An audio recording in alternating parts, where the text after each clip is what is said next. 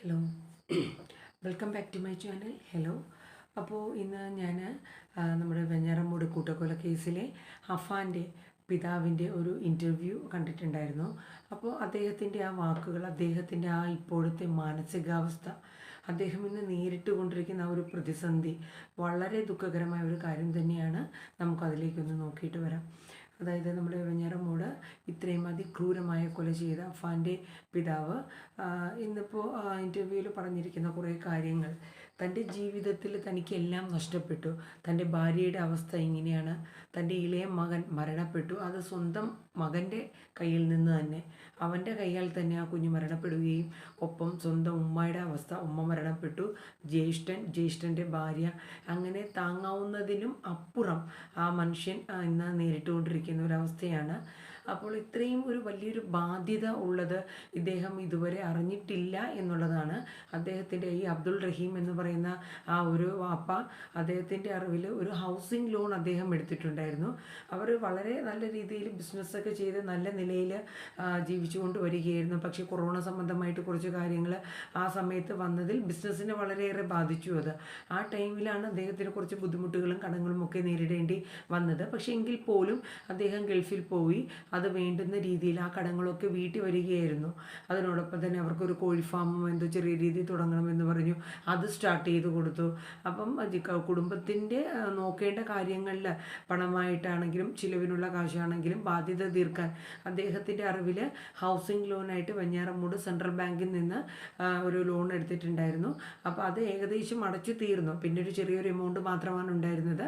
ആ ഒരു എമൗണ്ട് കുടിശ്ശിക കിടന്നത് കൂടിയാണ് ഒരു വലിയ ഒരു എമൗണ്ടായിട്ട് ഇപ്പോൾ മാറിയിരിക്കുന്നത്.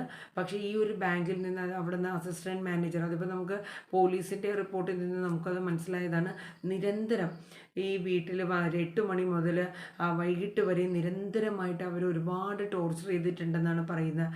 ഉമ്മ ഷെമീനെയും അതുപോലെ തന്നെ അഫാനെയും. കാര്യം എന്തൊക്കെയോ പേപ്പറിൽ ജപ്തി ചെയ്യുന്നതിന് യാതൊരുവിധ ബുദ്ധിമുട്ടും ഇല്ല എന്നവരെ കൊണ്ട് എഴുതി മേടിപ്പിക്കുക വരെ ചെയ്തു. അപ്പോൾ അതൊരു വലിയൊരു ഇത് തന്നെയായിരുന്നു, അവർക്കൊരു ഭീഷണി പോലെയായിരുന്നു. പിന്നെ പല പ്രൈവറ്റ് സ്ഥാപനങ്ങളിൽ നിന്ന് പോലും ഇവർ പണം ഇടപാടുകൾ നടത്തിയിട്ടുണ്ടായിരുന്നു, അതും പലിശയ്ക്കുള്ള ഒരു രീതി. അത് തന്നെയാണ് ഈ ജീവിതം ഈ രീതിയിലായത് എന്നുള്ളതാണ് ഇദ്ദേഹത്തിൻ്റെ വാക്കുകളിൽ നിന്ന് നമുക്ക് മനസ്സിലാവുന്നത്. അപ്പോൾ പിന്നെ അഫാൻ്റെ ഉമ്മ ഷെമി ഇന്നിപ്പോൾ ഹോസ്പിറ്റൽ ഡിസ്ചാർജ് ആവുകയാണ്. ഇതുവരെയുള്ള ഹോസ്പിറ്റൽ കാര്യങ്ങളും മറ്റുമൊക്കെ ഇദ്ദേഹത്തിൻ്റെ ഇപ്പോഴത്തെ സാഹചര്യത്തിൽ ഇദ്ദേഹത്തിന് വിസയുടെ ഒരു ബുദ്ധിമുട്ട്, പുതുക്കാനുള്ള ബുദ്ധിമുട്ട്, അതിൻ്റെ ഒരു പണം ബുദ്ധിമുട്ട് ഉള്ളതുകൊണ്ട് മാത്രമാണ് ഈ 6.5 വർഷവും ഇദ്ദേഹം നാട്ടിലേക്ക് വരാതിരുന്നത്. എങ്കിലും വീട്ടിലെ കാര്യങ്ങളും മക്കളുമായിട്ടുള്ള എല്ലാ കാര്യങ്ങളിലും അദ്ദേഹം വളരെ ശ്രദ്ധ കൊടുത്തു തന്നെ എല്ലാ കാര്യങ്ങളും പോയിരുന്നു. പക്ഷേ ഇദ്ദേഹത്തെ അറിയിക്കാണ്ട് പല പൈസ ബാധ്യതകളും മറ്റുമൊക്കെ ഈ ഉമ്മ മകനും നടത്തിക്കൊണ്ടിരുന്നു. പക്ഷെ അദ്ദേഹം ഇതൊന്നും അറിഞ്ഞിട്ടില്ല. ഇപ്പോഴും അതൊന്നും അദ്ദേഹത്തിന് വിശ്വസിക്കാനാവുന്നില്ല. ഈ ഒരു ഞെട്ടലിൽ നിന്ന് പോലും അബ്ദുൾ റഹീം ഇന്ന് ഒന്ന് ഇതായിട്ടില്ല. കാര്യം എന്ന് വെച്ചാൽ മകൻ്റെ മരണം, സ്വന്തം മകനാണ് ഇത്രയും കൊടും ക്രൂരതകൾ ചെയ്തതെന്നും ഒന്നും തന്നെ ഇപ്പോഴും അദ്ദേഹം ആ ഞെട്ടലിൽ നിന്ന്, ആ വാപ്പ മാത്രമല്ല ആ ഉമ്മയാണെങ്കിൽ പോലും ആ ഞെട്ടലിൽ നിന്ന് ഇതുവരെ മാറിയിട്ടില്ല. സ്വന്തം മകൻ മരണപ്പെട്ടു എന്നുള്ളത് ആ ഉമ്മ ഇപ്പോഴും വിശ്വസിക്കുന്നില്ല. കാര്യം അത്രയ്ക്ക് അങ്ങനെ പ്രതീക്ഷിക്കുന്നില്ല അവർ. പക്ഷെ എന്തൊക്കെ പറഞ്ഞാലും ഈ ഉമ്മയുടെ ഭാഗത്ത് ഈ 23 വയസ്സുള്ള ഒരു മകൻ ഈ ഒരു മൈൻഡിലോട്ട് മാറണം എന്നുണ്ടെങ്കിൽ ആ ഉമ്മയുടെ ഭാഗത്ത്, ആ ഉമ്മയുടെ ആ മകൻ്റെ വളർത്തിയ രീതിയിൽ, അതായത് ഇത്രയും ബാധ്യതകൾ വരുത്തി അല്ലെങ്കിൽ തൻ്റെ ആർഭാടമായ ജീവിതത്തിന് വേണ്ടിയിട്ട് ഇത്രയേറെ പണം ആക്കി അവൻ്റെ പ്രായത്തെ സംബന്ധിച്ച് അവൻ്റെ ജീവിതത്തിൽ ഏറ്റവും ഒഴിച്ചുകൂടാനാവാത്തൊരു ബാധ്യത തന്നെയാണ്. അപ്പോൾ വാപ്പയെ അറിയിക്കാണ്ടുള്ള അവസ്ഥ, ഇതെല്ലാം കൂടെയും അപ്പാനെ ഒരുപാടത് അലട്ടിക്കൊണ്ടിരുന്ന ഒരു പ്രശ്നം തന്നെയാണ്. അപ്പോൾ ഒരു ഭാഗത്ത് ഉമ്മയുടെ ഒരുപാട് ആ ജീവിതത്തിൽ അവർക്ക് ഒരുപാട് പാളിച്ചകൾ അവർക്ക് സംഭവിച്ചിട്ടുണ്ട്. എങ്കിൽ ഒരു പക്ഷേ സാധാ രീതിയിൽ അവരുടെ ജീവിതം നല്ല രീതിയിൽ സാധാ പോലെ ആയിരുന്നുവെങ്കിൽ ഈ ഒരു അവസ്ഥ ഒരിക്കലും വന്നു ചേരില്ല വീട്ടിലായിരുന്നു. ഇതിപ്പോൾ സ്വന്തം മക്കൾ, സ്വന്തം കുടുംബം ഒക്കെ നശിച്ചു. അപ്പോൾ അബ്ദുൾ റഹീമിന് ഇപ്പോഴത്തെ സാഹചര്യത്തിൽ ഹോസ്പിറ്റൽ സംബന്ധമായിട്ടുള്ള കാര്യങ്ങൾ പോലും MLA ഭാഗത്തു നിന്നും പിന്നെ അദ്ദേഹത്തിൻ്റെ ഉറ്റ സുഹൃത്തിൽ നിന്നുമെല്ലാം നല്ല രീതിക്കുള്ള ഒരു സഹായം കൊണ്ടാണ് ഇതുവരെയുള്ള ആശുപത്രി കാര്യങ്ങളെല്ലാം നടത്തിക്കൊണ്ട് പോയത്. ഇനി മുന്നോട്ട് എങ്ങോട്ട് പോകണം, സ്വന്തം വീട്ടിലോട്ട് പോകാൻ പറ്റാത്ത അവസ്ഥ. റഹീമിൻ്റെ വീട്ടിലാണെങ്കിലും എല്ലാവരും ഒറ്റപ്പെടുത്തുന്ന ഒരവസ്ഥയാണ്. കാര്യം എന്ന് വെച്ചാൽ ഇത്രയും വലിയൊരു സംഭവം അവരെ സംബന്ധിച്ചാണെങ്കിൽ അവർക്കത് ഉൾക്കൊള്ളാൻ പറ്റുന്നൊരു കാര്യമല്ല. അതിപ്പോൾ ഏതൊരു കുടുംബത്താണെങ്കിലും അങ്ങനെയാണ്. സ്വന്തം ഉമ്മ, ജ്യേഷ്ഠൻ്റെ ഭാര്യ, ആ 2 മക്കൾ അനാഥരായി മക്കളിന്ന്. ആ ലത്തീഫിൻ്റെ ഫാമിലിയിൽ ആ 2 മക്കൾ ഇന്ന് അനാഥരായ മക്കളാണ്. അപ്പോൾ ഇത് അവരും സംബന്ധിച്ചും അവർക്കും ഇത് അക്സെപ്റ്റ് ചെയ്യാൻ ആ കുടുംബത്തിനും പറ്റുന്നൊരു കാര്യമല്ല. പിന്നെ ഷെമിയുടെ വീട്ടിലാണ്, ഉമ്മയുടെ വീട്ടിലാണെങ്കിൽ പോലും അത് സാഹചര്യം വളരെ മോശപ്പെട്ട ഒരു സാമ്പത്തിക പാവപ്പെട്ട ഒരു കുടുംബമാണ്. അവരെ സംബന്ധിച്ചും പറ്റില്ല. അപ്പോൾ ഷെമിയുടെ ഇപ്പോഴത്തെ രീതി വെച്ചിട്ട് ഒരുപാട് ബുദ്ധിമുട്ടുകൾ, അതായത് ഇപ്പോൾ ഒന്ന് റിക്കവറായി വന്നു എന്നുള്ളത് മാത്രമേ ഉള്ളൂ. ഇനി ഒരു സർജറി, താടിയെല്ലിൻ്റെ ഭാഗത്തൊക്കെ വലിയൊരു സർജറി പൊട്ടലുണ്ട്, അത് വേണ്ടി വരും. ഒപ്പം ഒരു 2 പേരെങ്കിലും സഹായത്തിനില്ലാണ്ട് ഷെമിക്ക് ഇനി മുന്നോട്ടുള്ള ജീവിതത്തിൽ പറ്റുകയുമില്ല. അപ്പോൾ അബ്ദുൾ റഹീമിനെ സംബന്ധിച്ച് ഇദ്ദേഹം ഇന്നൊരു 0 ആയിട്ടാണ് ഇന്നിപ്പോൾ നിൽക്കുന്നത്. എല്ലാം നഷ്ടപ്പെട്ട് 1 രൂപ പോലും തൻ്റെ കയ്യിലില്ലാണ്ട്, ഒരു സ്വർണമായിട്ട് പോലും 1 രൂപ വിൽക്കാനോ ഒന്നും തന്നെ അദ്ദേഹത്തിനില്ല. ആകെയുള്ളത് ആ ഒരു വീടാണ്. അതിൻ്റെ അവസ്ഥ ഇങ്ങനെയുമാണ്. അപ്പോൾ ഈ ഒരു സാഹചര്യത്തിൽ ഇനി എന്തെങ്കിലും ഒരു ജോലി അദ്ദേഹം കണ്ടെത്തി, ഭാര്യയുടെ ചികിത്സയ്ക്കായിട്ടാണെങ്കിലും അദ്ദേഹം അത് കണ്ടെത്തി നോക്കേണ്ടതായിട്ടുണ്ട്. അപ്പോൾ നമ്മളൊന്ന് ആലോചിച്ച് നോക്കി, ഈ ഒരു കൊലക്കേസിൽ, ഈ ഒരു ഇത്രയും വലിയൊരു അവസ്ഥയിൽ ആ മാതാവും പിതാവും അല്ലെങ്കിൽ ആ അബ്ദുൾ റഹീം, അദ്ദേഹത്തിൻ്റെ കാര്യമാണ് നമുക്ക് ഇമ്പോർട്ടൻ്റ് ആയിട്ട് പറയാനുള്ളത്. അദ്ദേഹം ഇന്ന് ഫേസ് ചെയ്തുകൊണ്ടിരിക്കുന്ന ഒരു അവസ്ഥ ലോകത്ത് ഒരു ആൾക്കും, ഒരു വാപ്പാക്കായിക്കോട്ടെ അല്ലെങ്കിൽ മറ്റാർക്കാണെങ്കിലും ഈ ഒരു അവസ്ഥ ലോകത്ത് വരാതിരിക്കട്ടെ. കാരണം എന്താണല്ലേ, ജീവിതത്തിൽ താങ്ങാവുന്നതിലും കൂടുതൽ അദ്ദേഹം ഇപ്പോൾ അനുഭവിച്ചുകൊണ്ടിരിക്കുകയാണ്. മുന്നോട്ട് നോക്കിയാൽ എന്താ ചെയ്യേണ്ടത്, അല്ലെങ്കിൽ ഇനി അങ്ങോട്ടുള്ള ജീവിതം തന്നെ എങ്ങനെയാണ്, ഒന്നും തന്നെ ഒരു ലക്ഷ്യവുമില്ലാത്തൊരവസ്ഥയിൽ അദ്ദേഹം നേരിട്ടുകൊണ്ടിരിക്കുകയാണ്. അപ്പോൾ അത് മാത്രവുമല്ല, പിന്നെ അദ്ദേഹം ആ ഇൻ്റർവ്യൂവിൽ പല കാര്യങ്ങളും അദ്ദേഹത്തിനോട് ചോദിക്കുന്നുണ്ടായിരുന്നു. പക്ഷേ ഇപ്പോഴും അദ്ദേഹത്തിന് ആ നടുക്കം മാറിയിട്ടില്ല. ഇത് എൻ്റെ ജീവിതത്തിൽ സംഭവിച്ചതാണോ, എൻ്റെ മക്കൾ എനിക്ക് നഷ്ടമായോ, എൻ്റെ ഭാര്യയുടെ അവസ്ഥ, എൻ്റെ ഉമ്മ, ജ്യേഷ്ഠത്തി, ഇതൊന്നും അദ്ദേഹത്തിന് ഇപ്പോഴും വിശ്വസനീയമായിട്ടുള്ളൊരു കാര്യമല്ല. അപ്പോൾ ഇതുവരെയും ഇത്രയും നാൾ ഇവിടെ നാട്ടിൽ വന്നിട്ടും ഇതുവരെ അഫാനെ ഒന്ന് കാണാൻ ശ്രമിക്കാനോ ഒന്നും ചെയ്തിട്ടില്ല. അതുപോലെ തന്നെ ഇൻ്റർവ്യൂവിൽ ഫസാനയുടെ കാര്യം ചോദിച്ചിട്ടുണ്ടായിരുന്നു, പെൺസുഹൃത്തായ ഫസാനയുടെ കാര്യം. അപ്പോൾ അദ്ദേഹത്തിന് അറിയാമായിരുന്നു.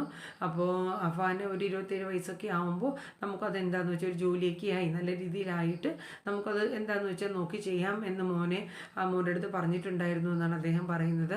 അതിൽ കൂടുതലായിട്ട് അദ്ദേഹത്തിന് ഒന്നും തന്നെ അറിയില്ല. അപ്പോൾ ഇനി ആ കുടുംബത്തിനാണെങ്കിലും, ഫസാനയുടെ കുടുംബത്തിനാണെങ്കിലും ഇതൊന്നും ഏതാന്ന് പോലും അറിയാണ്ട് ഇപ്പോഴും ഞെട്ടൽ, ആ മാതാപിതാക്കൾ അല്ലെങ്കിൽ ആ കുടുംബം ഇതെന്താണ് മകൾക്ക് പറ്റിയെന്ന് ഇപ്പോഴും അവർക്ക് വിശ്വസിക്കാൻ പറ്റാത്ത ഒരു സിറ്റുവേഷൻ നേരിട്ട് കൊണ്ടിരിക്കുന്ന ഒരു ഫാമിലിയാണ്. അപ്പോൾ പല പ്രാവശ്യം അബ്ദുൾ റഹീമിന് തോന്നിയിട്ടുണ്ടെന്ന് അവരുടെ വീട്ടിൽ പോയി ഒന്ന് പൊരുത്തപ്പെട്ട് അവരുടെ കുടുംബത്തിനൊരു ആശ്വാസവാക്കെങ്കിലും തനിക്ക് പറയണമെന്ന്. അപ്പോൾ ഇവിടുത്തെ ആശുപത്രി സംബന്ധമായ കാര്യങ്ങളും എല്ലാം ആയിട്ട് അങ്ങനെ ഒരു രീതിയിൽ പോയി ഒന്ന് ആ ഫാമിലിയോട് ഒന്ന് ആശ്വസിപ്പിക്കണം എന്നുള്ളൊരു മനസാക്ഷി അദ്ദേഹത്തിനുണ്ട്. അപ്പോൾ എന്തൊക്കെ പറഞ്ഞിരുന്നാലും ഇനി അങ്ങോട്ടേക്കുള്ള ഒരു ജീവിത മാർഗം അദ്ദേഹത്തിന് എന്തായാലും, കടത്തിൻ്റെ കേസാണെങ്കിലും മറ്റ് ജീവിത മാർഗത്തിലാണെങ്കിലും എല്ലാത്തിനും ഒരു നല്ല രീതിയിലുള്ള മാർഗങ്ങൾ തെളിഞ്ഞു വരട്ടെ എന്ന് നമുക്ക് ദുആ ചെയ്യാം. എന്തുകൊണ്ടും ഇത്രയും ഒരു കൊടും ക്രൂരത തൻ്റെ മകൻ ചെയ്തു എന്നുള്ള ഒരു ഇത് അദ്ദേഹം ഇപ്പോഴും വിശ്വസിക്കുന്നില്ല. പക്ഷെ അദ്ദേഹം പറയുന്നത് എന്തെന്ന് വെച്ചാൽ നിയമപരമായിട്ട് എല്ലാ കാര്യങ്ങളും മുന്നോട്ട് പോട്ടെ, അവന് ഏത് തരത്തിലുള്ള ശിക്ഷയാണെങ്കിലും അവൻ അത് അർഹിക്കുന്നത് തന്നെയാണ്. ഇനി ഒരിക്കലും എൻ്റെ ആ മകനോട് ഞാൻ പൊരുത്തപ്പെടുകയില്ല എന്നു തന്നെയാണ്. കാര്യം തൻ്റെ ജീവിതത്തിൽ അദ്ദേഹത്തിന് താങ്ങാൻ പറ്റുന്നതിന് അപ്പുറമാണ് അദ്ദേഹം ഇന്ന് നേരിട്ടുകൊണ്ടിരിക്കുന്നത്. അപ്പോൾ ഒരിക്കലും അഫാനോട് തൻ്റെ വാപ്പയായ അബ്ദുൾ റഹീം ഒരിക്കലും പൊരുത്തപ്പെടുകയില്ല എന്നുള്ളതാണ് അദ്ദേഹത്തിൻ്റെ ആ വാക്കുകളിൽ നിന്ന് അദ്ദേഹം പറഞ്ഞത്. അപ്പോൾ എന്തൊക്കെയാണെങ്കിലും ഇത്രയും കൊടും ക്രൂരമായ കൊലപാതകം ചെയ്ത് ഇപ്പോൾ കുടുംബം ഇല്ലാണ്ടാക്കി, അങ്ങും ഇങ്ങും ഇല്ലാണ്ട് ഒരു ഞെട്ടലോ അല്ലെങ്കിൽ യാതൊരുവിധ ഭാവഭേദങ്ങളില്ലാണ്ട് തെളിവെടുപ്പിന് വരുമ്പോൾ ഓരോ സ്ഥലത്തും താൻ നടത്തിയ ഏതോ ഭയങ്കര ധീരമായ കാര്യങ്ങൾ ചെയ്ത മട്ടിലാണ് അഫാൻ്റെ ഓരോ കാര്യങ്ങൾ അഫാൻ പറഞ്ഞുകൊണ്ടിരിക്കുന്നത്. ഇതെങ്ങനെ സാധിച്ചു എന്നുള്ളത് അറിയില്ല. യാതൊരുവിധ മാനസിക പ്രശ്നങ്ങളോ അല്ലെങ്കിൽ ലഹരിപരമായിട്ടുള്ള യാതൊന്നും അഫാൻ ഉപയോഗിക്കുന്ന ഒരു വ്യക്തിയല്ല. അഫാൻ്റെ സ്കൂൾ ടീച്ചേഴ്സ് ആണെങ്കിൽ പോലും അഫാനെ കുറിച്ച് പറയുന്നത് ചിരിച്ച മുഖത്തൂടെ മാത്രം നമ്മളോട് സംസാരിക്കുന്ന ഈ കുട്ടി ഇതെങ്ങനെ ഇത് ചെയ്തു എന്നുള്ളതാണ്. ടീച്ചർമാരെ പോലും നടക്കുന്ന ഒരു കാര്യം.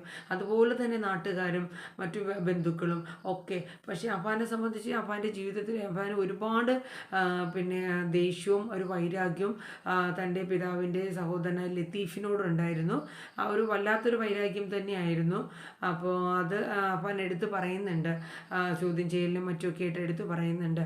അപ്പോൾ എന്തൊക്കെ പറഞ്ഞാലും ഇത്രയും കൊടും ക്രൂരത ചെയ്യാൻ തയ്യാക്ക് എങ്ങനെ കഴിഞ്ഞു എന്നുള്ളത് നമുക്ക് ആർക്കും തന്നെ, ഒരു മനുഷ്യന് പോലും ഇത് ഉൾക്കൊള്ളാൻ പറ്റുന്നില്ല. അപ്പോൾ ആ പിതാവിൻ്റെ അവസ്ഥ നമുക്ക് ചിന്തിക്കാവുന്നതേ ഉള്ളൂ അല്ലേ.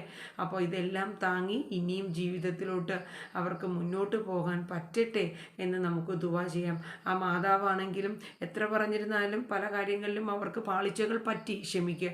പക്ഷേ എങ്കിലും ഒരു മാതാവാണ്, സ്വന്തം മക്കളെ നഷ്ടപ്പെട്ട് സ്വന്തം ജീവിതം പോയി. അപ്പോൾ ഈ ഒരു അവസ്ഥ നേരിട്ടുകൊണ്ടിരിക്കുന്ന, ഇത്രയും വേദന സഹിച്ചിട്ടും മകൻ ഇത്രയും ക്രൂരത ചെയ്തു എന്ന് പറഞ്ഞിട്ടും അവരത് വിശ്വസിക്കുന്നില്ല. ഒരുപാട് വേദനകൾ ഇപ്പോഴും അവരനുഭവിക്കുന്നുണ്ട്. തൻ്റെ ഇളയ മകൻ മരണപ്പെട്ടു എന്നുള്ളത് അവരൊരിക്കലും വിശ്വസിക്കുന്നില്ല. അപ്പം പല ഘട്ടമായിട്ടാണ് റഹീം തൻ്റെ ഭാര്യയോട് ഈ കാര്യങ്ങൾ പറഞ്ഞ് മനസ്സിലാക്കിയത്.